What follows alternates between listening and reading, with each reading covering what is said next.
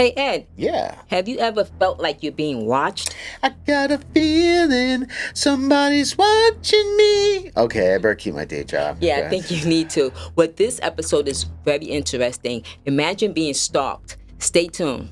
Oh, I gotta hear this one. I'm sure you do too.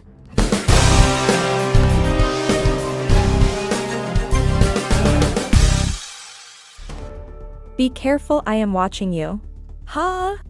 Was that you, Agent Wells? Yup. Oh, I get it. It's related to the case we are covering today called the Watcher House. Yup. Yep. I love that. That's cool.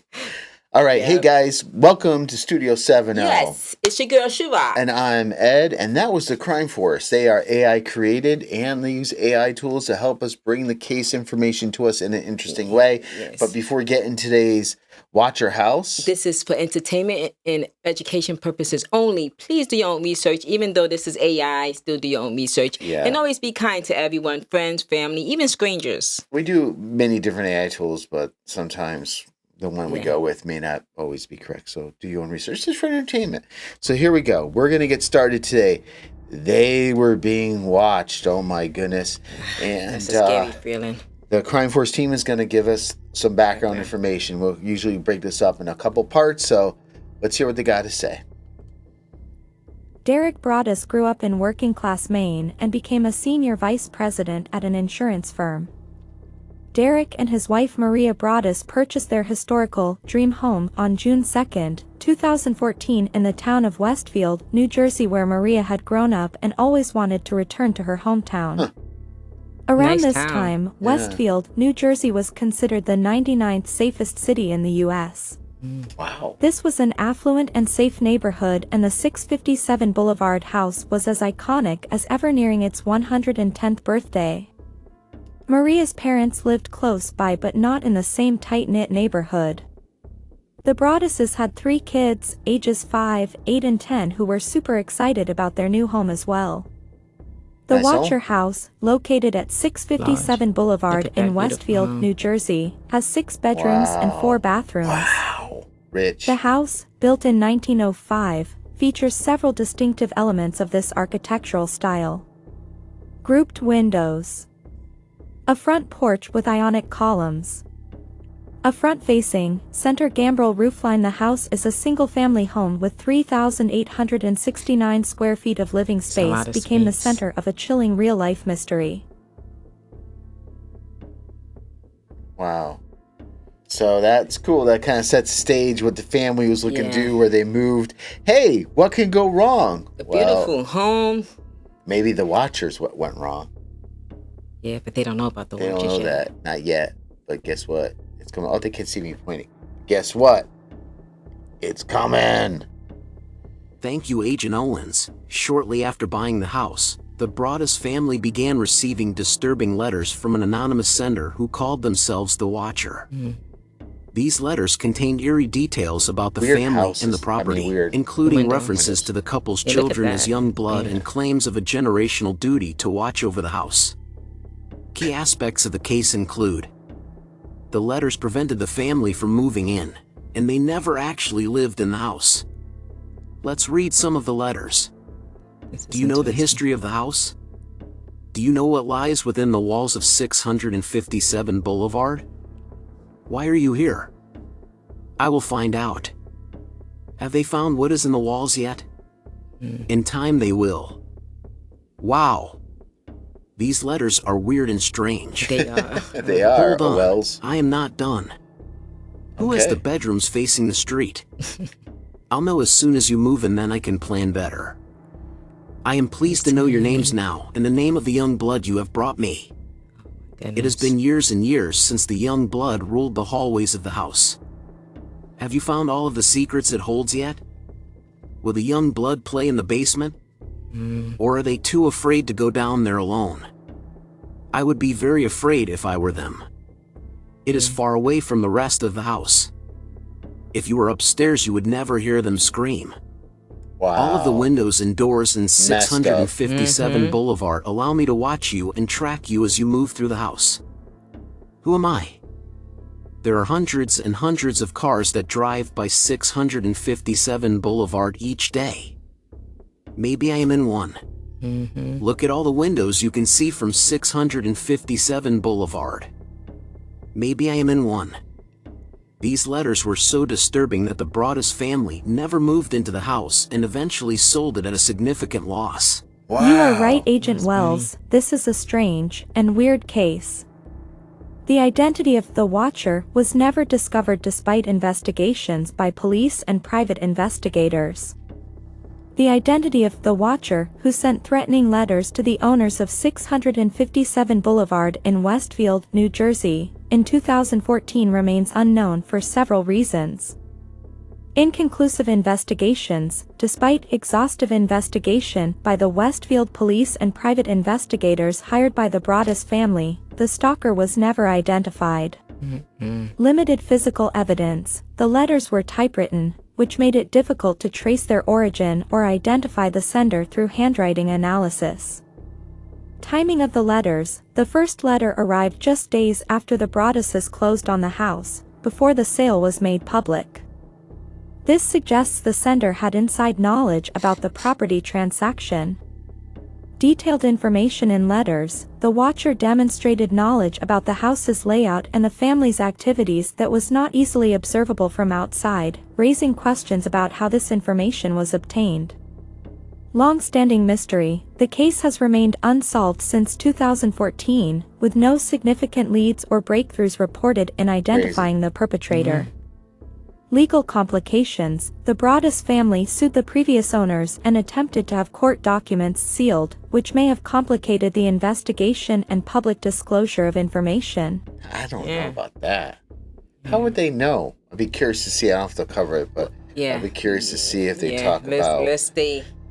But here's the thing. So just to let you guys know, being in September now, we're like kind of away from summer per se and heading into the fall, right? Getting, because a couple weeks, it's happening. It's going to be Halloween time, and we got a bunch of episodes you're not going to want to miss during that. Some are more obscure, so you may not know some of these, so you're going to want to check out those episodes. But anyhow, this is a good one, Shrock, and kind of warming up to that creepy, I know, feeling, right? Right. This is definitely like a segue of what's happening next, and this is interesting. I like it. Now, this is definitely unique. I don't know how many stories you have seen has this type of. That's weird.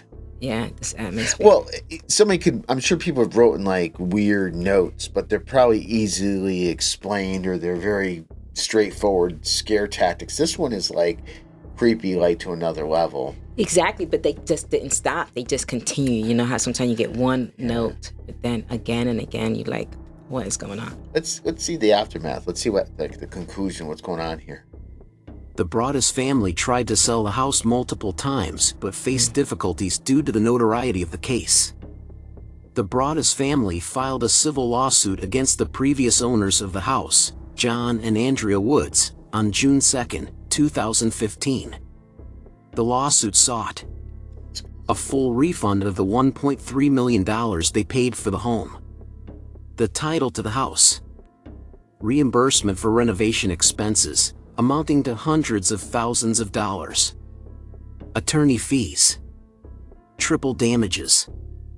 The Broadduses alleged that the Woods family knew about the stalker but failed to disclose this information when they sold the house. Of course, they're not going to tell The you lawsuit claimed fraudulent concealment and intentional and negligent infliction of emotional distress. What? However, on October 18, 2017, Judge Camille M. Kenny dismissed the Broaddus lawsuit against the Woods family. The case was ultimately thrown out, ending years of litigation.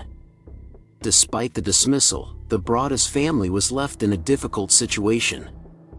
They were unable to enjoy their property and faced challenges selling it due to the notoriety surrounding the watcher. Eventually, in 2019, they sold the house for $959,360, Wow. incurring a loss of nearly $400,000 on their original purchase price. If you got that money, though, come on now. Yeah. Go move to Connecticut, or go move somewhere else to cheaper. Give me I mean, I do feel bad because it's your money. Money's money. I can't see. Oh, thank you, Crime Force. Sorry, I don't want to hold them up. Thank you so much for that. I appreciate it. I understand why they would have sued, but I think they were just trying any which way to save their money and get out of a bad situation. I get it. But the thing of it is, because they're probably paying twice, right, for the house if they didn't sell it yet and wherever they were staying.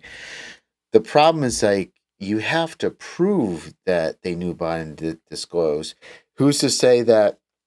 And yes, logically, you would say they probably did it to the previous owners. Right. But you would have to get them either admitting to it, recorded, or something. Because they could simply say, we didn't know anything about this. This has nothing to do with us. I mean, how do you prove that, That's why it took like years for them to actually prove their case. And that's why it was being held up and they could not even sell the house. Right. Which is all of that frozen money was just sitting there. It's awful. Not even. Yeah, but they were wealthy too, so it's like, okay. Yeah, and I know, and I don't want to sound awful because, I mean, obviously if you're going in for 1.4 and you lose all that money, that's still a hit. But, okay, maybe you go for, unfortunately, I don't know, because no matter what, we're not going to judge as to how they got the money or how they got wealthy. It just stinks if they got hit like that for no reason. Well, remember, he actually got he got a new job, which increased his compensation. So that's how they got, of course, additional money. But the fact is that let's focus more on the letters itself. The letters itself was like, you calling somebody young blood. That's their kids. That means you threatening their kids. Are they going to be in the basement? So that's like frightening right there. I mean, like, yeah. Everybody want to protect their kids. I know you protect your kids. I protect my kids. If you're getting letters like that.